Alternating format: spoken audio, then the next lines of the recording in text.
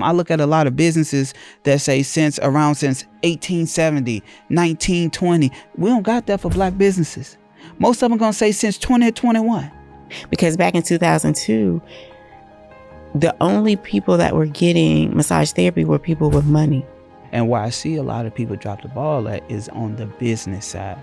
They like, hey, I'm excellent at this, and they're just supposed to work. But they forget that nobody knows they there. How are you? I want to welcome you to the Content Aesthetic Show, where we take different aesthetic professionals, different med spa owners, and allow them to share their stories so they can impact you to keep thriving in your community. And on today's episode, we have Erica Roberts. How are you? I'm good. I'm glad to be here. I'm so glad you invited me on the show. Yes. So talk to me. Tell me, what is it that you do in your business to make a difference in the community? Well, I provide musculoskeletal services as well as aesthetic services. And I help people feel good about themselves, about their bodies, their health, and their wellness, preventative care. So as long as I get immediate feedback from my clients, then it makes a world of difference for me as an individual and my business. I love it. And when you say muscular, like, what is that? Like, what do that mean? Break that down. Well, I'm a licensed massage therapist first off. Mm-hmm. And a lot of times people come to me for musculoskeletal problems like frozen shoulder, sciatic pain, back pain, neck pain. And so I specialize in taking care of my clients. And I make a world of difference by, making sure that they have or alleviate a lot of their musculoskeletal problems and pain. So it's different from a chiropractor. Right, because I deal with muscles, ligaments, and joints, and I work with the muscles and the ligaments and the joints. Then it's different from a chiropractor because chiropractor manipulates bone, whereas licensed massage therapists manipulate soft tissue, which is the muscles, the ligaments, and the joints. So what made you get into that, first of all? Well, if we want to go back. Let's go all the way back. We need to go all the way back. Okay, well, I graduated massage therapy school in 2002. And at the time, I was young and my kids were young and I was in school for nursing. And while I was on the wait list to get into the nursing program, I was in a car accident and had to seek chiropractic care for treatment for my musculoskeletal pain. And in the interim of getting the chiropractic treatment, they had a massage therapist on staff and I got massage therapy. And I never thought about that industry or alternative preventative care until I was a client and I had to seek that type of treatment. And I got inquisitive about alternative care. So I was asking the massage therapist that was treating me at the time, how long does it take for you to go to school for this? And when she said 9 months, it was a 9-month program. I said, what? I could do that while I'm waiting to get into the nursing program. Yeah. And that sidetracked my whole trajectory in my career because, like I said, I was in nursing school initially. Yeah. And then I did a little research and I found medical massage. And I fell in love with it. And there was only 3 schools in Atlanta at the time that taught massage therapy.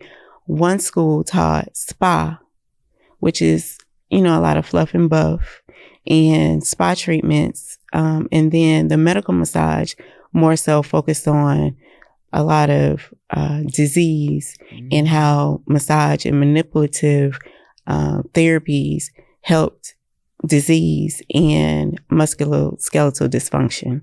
And I went into that. So when you first started, were you considered a med spa or no?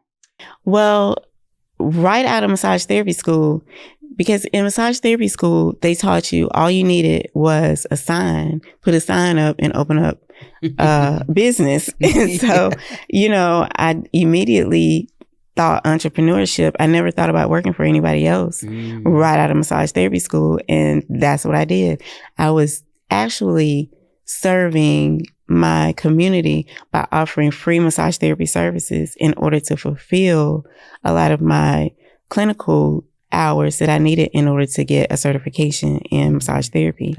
And I was at the YMCA. At the time, I was doing a lot of volunteer work at the YMCA, and they had like a extracurricular room where I could shut it down and do massage therapy, free massage therapy, in order to fulfill my clinical hours. Did a lot of people take you up on that at that time? They did.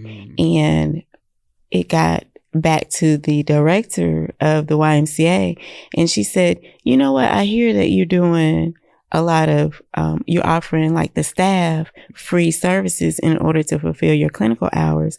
How would you like to start a massage therapy program here at the YMCA?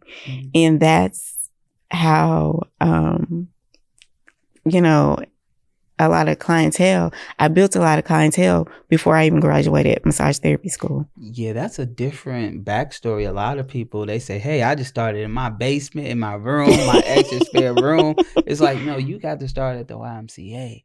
That's already a pillar of the community. Exactly. And it gave me a whole different perspective about entrepreneurship as well, because I never looked at massage as being a program, because back in 2002, the only people that were getting massage therapy were people with money. And people never really looked at massage as a clinical resource either. And because I was based out of the YMCA from the get-go, before I even graduated massage therapy school, it turned into an athletic program, whereas athletes were coming to me for therapy, stretch therapy, massage therapy, in order to peak at the ultimate level in their particular sport or game. So it opened up a whole nother world mentally for me when I got started. Yeah, I love that. And for you, when did you realize that, oh my God, this is a business and I got to run it as a business? Was it in the beginning? Was it later on? Like, when was that moment that it's like, I have to run it as a business? I want to say before I graduated massage therapy school, because like I said, the director of the YMCA, she drafted me in a way that I wasn't expecting, because I was doing something that I felt like could help individuals, and I was serving individuals in a way where I wasn't even thinking about the money. The money came automatically because I fell in love and I got a passion for the skill and the career before I even thought about the type of money that it would bring. I love that. I'm the same way. When I first got started with content, I really originally got started with content in 2003. So I started as a graphic designer, and I went from graphic design to photography in 2010. And so in 2010, I started shooting videos. And so I fell in love with it. I never knew you could make money from it. So I just fell in love with creating. Right. I left my 9-to-5 in 2010. So in the last 14 years, I've been shooting content full time. No side hustles, no 9-to-5s, full time. But I didn't know you can make money. And now it's like millions of dollars later, it's like. Well, when you're working in your passion and your God-given gift, it's almost like working for free. But God blesses you with everything else monetarily on top of that. Yeah, I had a guy tell me the other day, he came in, he was like, he was talking finance. He was like, if you basically, like, you still working in the business every day. And I told him, it's not because I have to. It's because I love what I'm doing. I get recharged. I got a team. My team do everything we need, right? Right. I love dealing with the people. I love being in the field. I told him, even if I was a billionaire, I'll Right. still do this because this is where my heart is. So I'm Right. not here because I got to make $1. I'm Right. here because I'm making a difference. And I think that's the difference between my journey as well, because like I said, I started doing it for free. Yeah. As you know, trying to fulfill my clinical hours, and then the money just came. Yeah. You know what I mean? Like, I started a full massage therapy program at a nonprofit organization. Yeah. And it had eventually turned into a budget. Like, they budgeted for massage therapy at the YMCA. Yes. And it was bringing in revenue. Yeah. You know what I mean? So, and to this day, that program runs, even though I branched off and started my own business. But to this day, it's still operating. What was that moment when you said it's time for you to leave and start your own? Well, believe it or not, I was doing that, and I was working for the YMCA, but I was also focused on my goals as well. So I took it as a part-time job, even though it was a full-time job, because my ultimate goal was to have my own business. So I was able to operate there and open up a brick and mortar simultaneously, because I was serving my people. People were coming regardless if I was at the Y or if I was under my own brick and mortar. They were still coming to me because they needed the services. Mm-hmm. So what was that moment like when you started adding the aesthetic stuff? Okay, so that came years later. Eventually, I ended up going for aesthetics because people wanted a full package. Not only did they want treatment and spa treatment, but they wanted a full spa experience. And being that I was listening to my customers and I was listening to the demand at the time, it made me go back to school for aesthetics. Yeah. So not only did I have a massage therapy license, then I went to school for aesthetics, and people looked at me as a one-stop shop, you know, so that I could give musculoskeletal provider services. I was able to provide services for musculoskeletal, but then started offering services for skincare as well. Mm-hmm. So how was that transition like for you? Like, did it change your business? Did it take you to a whole new level? Was it like a lot of testing? Are you figuring it out? Like, what was that like for you? It actually brought me more business, because back in 2002, we didn't have social media. And so my business actually picked up from word of mouth. Yeah. And I feel like I ended up actually shutting down my business eventually in the beginning and going back to school and learning more, because I kept finding that I needed to learn marketing. I needed to learn business. I needed to learn technology, because technology was becoming popular at the time. And so it made me take a step back. And so I went back to school to learn more marketing and business, because in the beginning, like I said, I was going to school for nursing, but I didn't learn business. Yeah. I was so focused on learning the body and learning how to help people in a medical way, but I wasn't learning business. Yeah. So it eventually made me go back to school. And so I shut down my business. Ooh, that's a sacrifice. I think for me as a creative, I had to go and learn the aspects of business and what that was. And I think about 2018, I wrote a book called Broke Creatives Don't Make Money. Learn the business of being a creative. And so I took out all of the elements that creatives need to actually scale, because they think that it is 90% creativity and 10% business. But no, it's 10% creativity and 90% business. Right. And where I see a lot of people drop the ball at is on the business side. Right. They like, hey, I'm excellent at this, and it's just supposed to work. But they Right. forget that nobody knows they there. They forget that they're not building something that's scalable. They're hustling. They're being a one-woman army. They're doing a one-man army, whatever it may be. And it's like, nah, you have to build this out so you could do two things. One, you can sell it, or number two, you can pass it down. Right. But you gotta have the businessing in order for that to happen. Right. And that was a big thing I had to learn.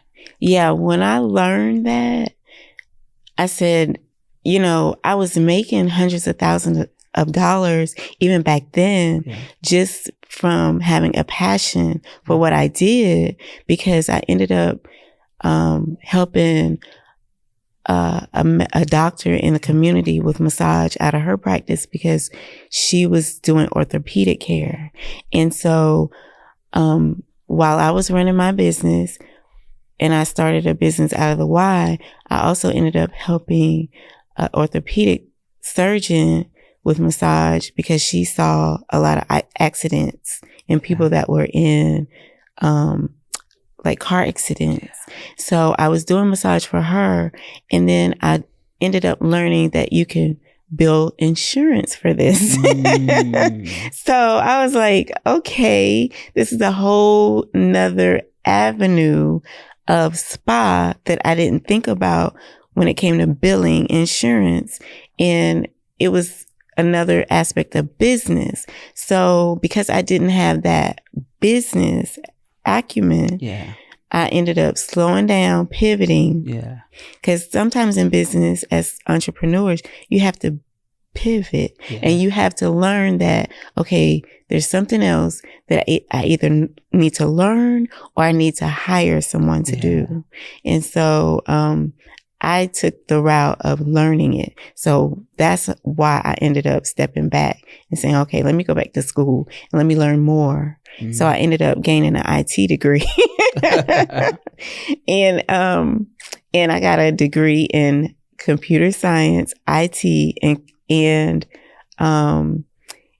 it took me down the route that I needed later in life when it came to learning my back office, as an entrepreneur and self-employed. So even though I can't do a whole lot of things on my own, and I know that I need to hire someone to do those things, at least I know the foundation of it, of technology in order to grow and scale my business when it comes time to do certain things like go on social media or build a YouTube platform for my business, or Instagram, which eventually, I had to do later on in life. I love that. So right now, are you like a hybrid? Do you do insurance and cash in your practice? Well, I take health savings now. My business over the years have evolved in so many different ways. Because, like as an entrepreneur, I learned that you have to adapt. And it's almost like a roller coaster ride. You're going to have your downs and you're going to have your ups, and you're going to have to learn when to pivot, and you're going to have to learn when to slow down and hire a coach. And you're going to have to learn how to take class for this and take a class for that and learn more and more and more as your business evolves. But I was able to, pivot at certain points and hire a business coach. Yeah. That's how I met Six Figure Spot Chick. Yeah. She became my coach later because I knew that I needed mentorship when it came to certain aspects of my business. Yeah. Yeah, because a lot of times people think they know it all, and they don't want. Those people drown. They're not receptive to learning about their business because they don't think, I'm know-it-all. I don't need a coach. Yeah, I was just talking about this the other day. Our culture rather look good and not really be good. I think that's something that we got to work on as a culture, and we have to stop spending our money on all of that other stuff. Like, it's like, all right, man, you rather somebody say, oh man, that person doing good. They done spent $900 on a Louis Vuitton t-shirt when that t-shirt only costed $3 to make, instead of putting that money in the business so we can grow and own, and it don't matter what we wear, because we got it. We really got it. And I think that's a culture. And it's like the only way to do that is for us to have lifelong learning. We have to keep learning. We have to keep putting into our business. Sometimes we're going to look bummy. We're going to look beat up. But the business is going to keep going. And nobody's going to remember them bummy times. Right. I promise you. Because if you up and then you go down, they're going to laugh at you. Right. But instead, just keep flowing. You don't need the latest and the greatest. You need to be around for a long time. I look at a lot of businesses that say since 1870, 1920. We don't got that for Black businesses. Most of them are going to say since 2021. You know what I'm saying? And that's crazy. And we got to learn how to be patient. And, you know, things aren't always immediate, or rewards aren't always immediate. So if we can learn to be patient and sacrifice the things that we need to sacrifice in order to gain or have long-term gains, then we would have so much more. How long did it take you to actually realize that patience was a key? I want to say that's probably why I've been so successful, because a lot of people say, even when I was in massage therapy school, people used to say massage therapists won't last more than 10 years. But I've lasted beyond 20 plus years because of my patience, because I'm a student of learning. Like, people used to always say, you're still in school? You're still learning? Yes, I am a student of learning, because I know that eventually I'll need the skill, and I need to be able to pull that resource out in order to scale as an entrepreneur. Yes. So delayed gratification is one of my characteristics, or something that I realize that I need in order to advance in my business. I love that. That's big, because a lot of people, especially the new entrepreneurs, they so impatient because of social media, and they looking at everybody's highlights, and they want it now, and they want it so bad now that they rather give it up than actually reach it. And that's crazy. And like you said, you know, sometimes you might have to sacrifice. Sometimes you might have to wear a t-shirt for 5 to 10 years and not have that Mercedes Benz. You know what I mean? I think that's the biggest thing as entrepreneurs. Like, man, we got to really build something. It's like, it's cool to look good. It's cool to have all that stuff. And then you get to looking at your spending. It's like, man, you spent what on what? Nothing to show for. That's crazy. Because like I said, you know, right out the box from massage therapy school, I was making hundreds of thousands of dollars, because I realized that you could leverage billing insurance and making that kind of money. But I didn't always want to go out and spend those hundreds of thousands of dollars, because I immediately went out and got a brick and mortar. Yeah. So not only did I have a mortgage at home, I knew I had rent to pay. Yeah. I knew I had double light bills to pay. Yeah. I knew I had equipment that I wanted to purchase. So if I didn't leverage my business credit and buy those things, I knew I needed to have some kind of cushion to fall back on. Because when I first started, I was married. Yeah. But then one of my low points, I went through a divorce. Yeah.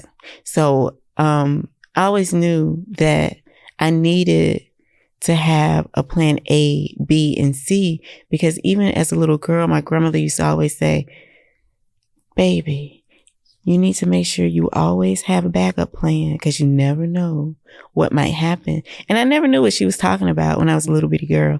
She used to always say, baby, make sure you have a plan A, and make sure you have a plan B, and make sure you have a plan C.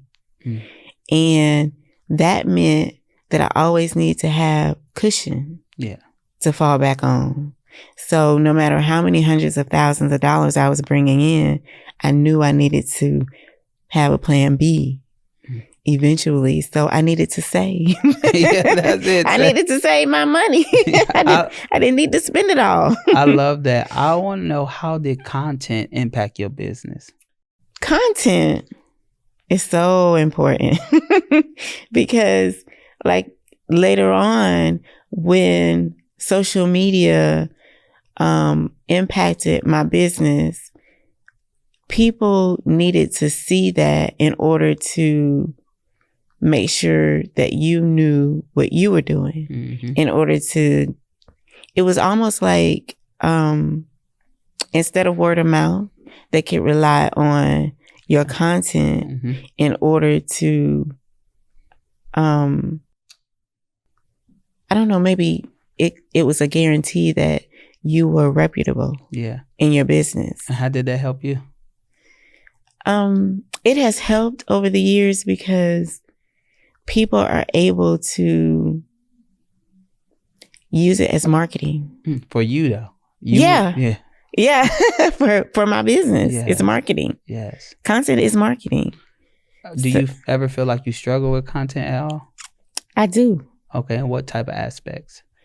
I can't do it all. So I need the content and I need somebody that's good at it. Yeah. I need to be able to hire someone to do that aspect so that I could do what I do. I could flourish in my God gifted talent and then hire somebody else to do the content part. I love that. So why haven't you already hired somebody? My business mentor always tells me, Erica, you need to get out of the room. You need to get out of your spa because you're not always able to scale in your business because you can't do it all as a self-employed person. So I feel like I know I need to hire. I need help. I need help in that area. I know I do because I'm able to only get so far with what I do in my spa, but I need to hire other people to do their part to help me scale in my business. Okay. So, have you ever attempted to hire somebody before in the past? I have. I've hired people that are good at what they do. Talking about content wise. I don't think I have. Okay. Yeah, I don't think I have done that part. Okay. No, not a problem. And the reason why I say that is because when we look at the aesthetic practice, the Black aesthetics, and then we look at the counterparts, right? We realize that the Black aesthetics are missing a lot of the elements because they want to do it all themselves. And as long as you want to do it all yourself, you ain't going to be able to scale or prosper. Reason why is because you already overwhelmed with dealing with the clients. Right. So now you got to film. Oh, I forgot. Oh, now you got to put out. Oh, I forgot. Oh, now you got to spend money to be seen. Oh, I don't got it. And it's like, if you don't get people to see who you are, if you don't get people to understand that you're here, then you're not going to be here. Right. Because it's like sometimes in the aesthetic world, they think that they're only going against their fellow med spa owners. No, you're going against chiropractors, you're going against dermatologists, you're going against plastic surgeons, you're going against telehealth, you're going against so much, right, that you have to stand out. Yes. And if you don't stand out in this time, then the people are just going to go to the person who's the loudest in your area. That's true. And it ain't you. And so now it's going to be like, oh, this not working. No, you're not working it. Right. It costs money to be seen.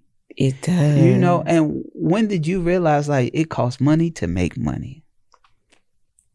You realize it, but you don't always act on it. Yeah. You know what I mean? So, because I think I even met you some time ago and you were always like, you need to reach out. You need to come on my show. Yeah. And I meet people that flourish in other areas like automation, content creation. Yeah. And they even talk to me about you. Yeah. Who is it? I think it was Tony. He's good at automation. And I saw him at InvestFest. And he said, "You are in spa. Have you talked to Dontel?" Shout out to And Tony. I'm like, I have seen him in my circles in the spa community, and I have not taken the time to talk to him.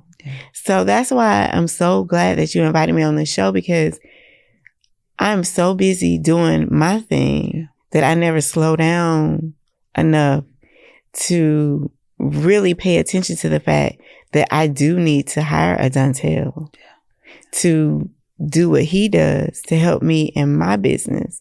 And that's why I love the fact that you slow down enough to help aesthetics. Yeah. And you because we're needed. Yeah, you want to know what's so crazy is a year ago now, right? We transitioned into the aesthetic world. Our first client was Stormy Anderson, right? When Stormy came to us, she was probably doing about $15,000 a month, and in 90 days, which is not always, right? It's just she's super coachable. She do what is needed. We was able to take her from that to $109,000 a month, right? And the new version of Stormy you see is, because of us, right? Right. And she's just so damn coachable. She listens. She implements. I don't think Stormy in a whole year, now it's about to be a year, told us no. She just do it. She don't complain. Even when she gets stretched, like I remember that first month she did her first 100K month, she wanted to quit. She wanted to quit so bad because she did that with it's her and another provider. They did that. So you talking about 240 patients came through her door that month. Right? And she had to do it with 2 people.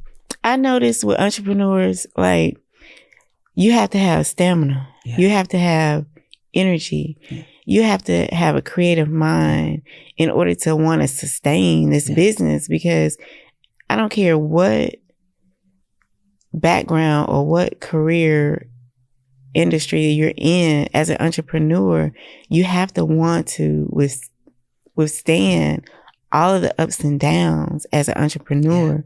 So I understand her wanting to give up. Yeah. You know what I mean? But I almost look at entrepreneurship as like a football game. Like, you have to be on offense. You have to be on defense. You have to be able to be coachable. Yeah. You know what I mean? You have to want to be receptive to a lot of different plays in this game of entrepreneurship. Yeah. So, I mean, when there's obstacles that come your way and you haven't taken your energy bar, then you're going to want to give up. Yeah. But entrepreneurship is almost like you have to want to be competitive. Yeah. And you have to want to stay in the game. Yeah. And you have to want to roll with the punches. Yeah. And if someone comes along like a Dontel and has answers to your weaknesses, then you have to be receptive to that. Yeah. And you have to take in that information and that knowledge, because you might see something that I don't see. Yeah. No matter how long I've been in the game, you might be a coach and be able to coach me at an angle that I'm not looking at. Yeah. You know what I mean? So if you helping her to scale at 100K months, then I'm going to want that knowledge. Yeah. I'm going to want to know what is it that I need to do in order to, because I've been in this game for 20 plus years. Yeah. I've been doing this a long time. I want to know, what does it take? I think the biggest thing with us is we actually do the work. We don't just coach, right? We don't even we actually the doers. We implement. Mm-hmm. And so it's like, even for Stormy, her system, like Gabby, she's gifted in automations and that back end. So her back end is so impeccable. So it's like, when you got the 4 pieces, and then you got to think, we come from, we make 6 figures a month, right? So we come from that. So we knew what elements she needed to put in her practice to do it, because we've been doing this for so long. Right. You got to remember, y'all are still to the consumer, still cash based, still to the people, still got to connect. So it's a lot of elements that got to go in there. The blessing that for y'all is that y'all are brick and mortar. So that means it's this certain radius around the practice that we got to dominate. So we get to make you famous in this radius around your practice, not all the way in Hong Kong and all the way over there. No, we just your local market. We dominate it. Right. And which all you got to do is show up and put in the work. We say, hey, Stormy, you need to do X, Y, Z. She did it. Then we got other clients. They come in, they double their income. But the biggest thing I tell people is this don't happen instantly. Right. We might be under when we first come in because you might not have no authority. You might not have no consistency. Your area don't know you for something. You might be a one-stop shop, which is not sexy. It's ugly. Mm-hmm. Right. And so we got to come in and clean. So that cleaning process, you might not make your revenue in that first 6 months. But when you're thinking about business, it takes time. But maybe at your 12 months, now you start hitting these crazy numbers. But you got to be willing to go in. Even when you sacrificing and paying it out of your pocket, you got to be willing to go in nonstop. That's the difference between the Black aesthetics and the other practice. They'll be with their team for years until that income come. Black people, they want to give up in the first 30 days. You can't. It's not for you. I mean, if you're an entrepreneur and you're self-employed, like I said, this is like a football game. Yes. When the best, the world champions, like your Kobe Bryants, your Magic Johnsons, your Michael Jordans, they are there for the long haul, and they have exceeded and scaled to the level of championships because they are in it because they have heart first, and you have to have the work ethics to want to sustain, and then you have to have a passion and a love for what you do. If you don't have a passion for whatever career or industry you're in, you're not going to sustain as an entrepreneur anyway. But like myself, I love to serve in the aesthetics and spa community, and all it takes is teaming up and with someone like a Dontel that is good at what he does, so that I can make it to my multiple millions of dollars. You know, the aesthetic practice on average is supposed to do about 1.3 million a year. That's average. I can see it. It's average. What we see in the Black aesthetics is about 150,000 a year. That's a big gap. But we know the reason why. That's how when we came in, we was able to make pushes quicker because we already knew what was missing. It's what we offer. Right. But what happens is if the person ain't coachable, if the person don't have the stimuli to last long, then they'll give up.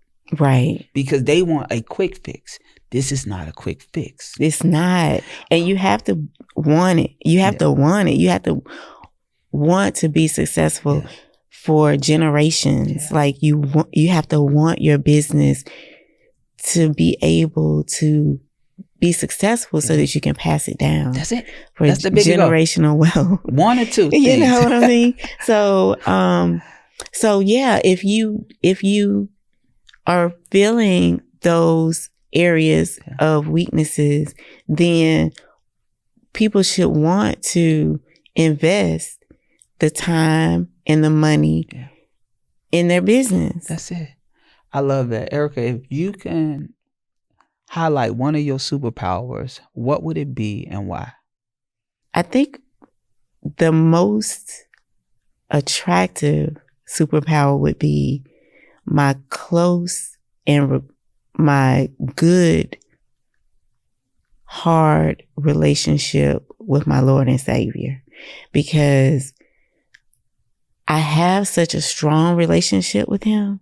Sometimes he speaks to me in my sleep, and I get up out of my sleep sometimes and have to take notes so that I can remember, because he gives me all the tools that I need in my relationship with him when I'm stuck with an obstacle in life. it's like I speak to him and he speaks to me. And you have to be in tune to that. Mm-hmm. You have to be in tune to your relationship with him, because he's going to give you all the knowledge you need. You just have to act on it. And so that's the first. But I have to give one more, because I have to be conscious of my adaptability to be able to adapt to what's needed. Because I listen to him, and I listen to my community, and I listen to my customers and my clients' needs, then I'm able to tune in on what it is that they need in order for me to solve their problems too. Mm. You know what I mean? So when I'm able to listen and adapt, and it may be my adaptability skill might be, I need to take a class, or I might need to listen to my coach on certain areas where I'm weak. And then I need to implement those things that I learned in order to be able to serve at the capacity that I'm able to serve at. So I would say my adaptability, after I get those guidance tools that I need from a coach or from my Lord and Savior. Yeah. I love that. And Erica, I want to thank you for being on the Content Aesthetics Show today. You didn't have to show up, but you showed up and committing 20 years to the industry. I think is big. You know, it's rare we hear people 20 years. We mostly hear 10 years bedside or something like that. Mm-hmm. But in aesthetics, we normally hear about 2 years, 3 years. And so to 20 years, that means you've seen ups and downs, you've seen the transfer, you've been a part of it, and that's a blessing. So I just want to thank you for sticking in there, and it's a long more journey to come, right? Yes. And prayerfully we can partner and help you along that journey, you know, at some point. I look forward to partnering. So, yes, you can help me. You can help me in so many ways, so I look forward to that. I want to thank you for tuning in to the Content Aesthetics Show today. And I want you to always be a student of the game, because if you're not a student of the game, you might play yourself, right? And lifelong learning is what's going to allow you to grow. Just because somebody else is winning today don't mean you losing. Just because somebody else is winning today don't mean you're not going to win tomorrow. So focus on your game, focus on what it is that you're doing, and keep thriving, because this is a long-term run. This ain't short-term. And so you have everything that you need, but just bring the team members, bring the people around you to help you bring it out of you. I want to thank you for tuning in to the Content Aesthetics Show. I am Dontel Antonio. Have a blessed day.